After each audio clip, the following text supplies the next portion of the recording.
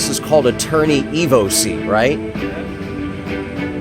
It really does help make life a whole lot easier for people who are in chairs or on scooters that can stand up and transfer, because that way, instead of having to climb into the vehicle, they can simply step off of their scooter or get out of their chair and just position themselves onto the seat, and then the seat does the rest of the work for them.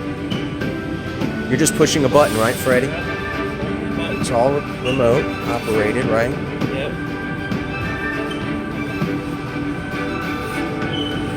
You can see how low that seat is to the ground.